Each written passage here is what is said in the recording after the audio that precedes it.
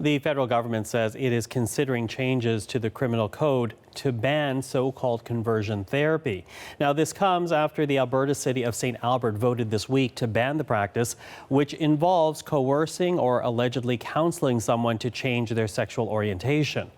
Conservative leader Andrew Scheer says his party also opposes the practice if it's done against a person's will. But he says the party will wait before taking an official stance on the Liberal proposal. Well, joining us right now is Peter Gaidich. He underwent a form of conversion therapy for 6 years between 1989 and 1995. He also wrote a book about it. It is called The Inheritance of Shame. It details the trauma of his experiences and his efforts to move past them. So, Peter, thank you for joining us today. Thank you, Michael. Listen, I want to begin with your reaction because, as we said, this week the federal government did a bit of an about-face here, saying that they might actually change the criminal code to ban conversion therapy. What do you make of that move? Well, the cynical side of me says it's an election promise. I don't care, frankly. As long as the politicians get on board, to me, that's fantastic. And of course, I'm thrilled. It's about time. You say it's about time. Critics have also said it's about time. In fact, some critics have called conversion therapy abusive, psychologically damaging. As we said, you experienced conversion therapy. What were you made to go through to try to change who you were? I went to a psychiatrist when I was 24. I'd already actually come out as gay, but been rejected by my family. I was depressed and isolated and estranged.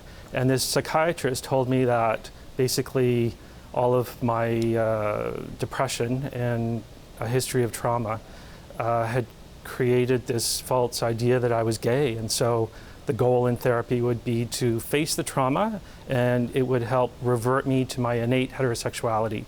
He prescribed psychiatric medication, a sedative, antidepressants, and then several more antidepressants, ultimately 4 at the same time with this sedative. Always with this goal of as he would word it, correcting the error of my homosexuality. The dosages had to be increased constantly. He would say we needed to silence my homosexuality, which translated as still continued desire. I mean, my same-sex feelings never diminished. So the medications were increased. Then he started to inject me with ketamine hydrochloride, which is a animal anesthetic.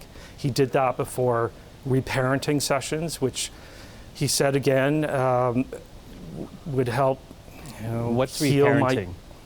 Reparenting. So I would lie in his lap after being injected with ketamine, and he would nurture me and cuddle me. Nurture, I use these words figuratively. And this would help heal my inner brokenness. So he did this, and he hired a woman to do this with me as a surrogate mother. So these were my surrogate parents.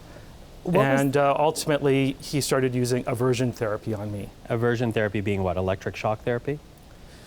In my case, I'll be blunt, he had me bottle my feces, and he told me I needed to do this to be reminded how gay men had sex. And this would correct my sexuality, which of course only increased self-hatred and the shame. Not coincidentally, around this time during the therapy, privately, I'd started cutting. I had no other way of cutting myself privately. So were you having suicidal thoughts going through this therapy, supposed therapy? All the time. But I listened to what the doctor told me I needed to do. There didn't seem to be any other option at that point in my life. And also these psychotropic medications, incredibly powerful. I had no real rational thinking process at this point. As I said, critics have called this type of therapy, quote unquote therapy, abusive.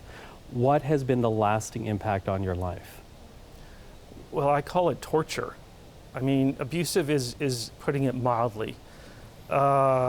Immediately after the 6 years that I was with this doctor, I was shell-shocked. High anxiety, prolonged bouts of crying. I couldn't work. I think it seems obvious it impacted me sexually, the aversion therapy in particular. The sense of betrayal I felt at this psychiatrist who was there to help me was overwhelming. I would say it was as deep as a spiritual betrayal. It cut to the core of me. I mean, here I am 20 years later, I'm still talking about it, and the anger is still right beneath the surface over what happened to me and what happens to other young, impressionable people. Peter, I'm sorry to do this, we're losing time here, but I want to ask you, you mentioned young people. For any parent out there who thinks their child should undergo conversion therapy because they're having a hard time coming to terms with their either gender identity or sexual orientation, what do you tell that parent? Conversion therapy is not the answer. The answer is to learn to accept oneself, to love the LGBT person, to help them and comfort them and support them. I mean, this is what ultimately we need to do for all people. I mean, LGBT people are no different from anyone else.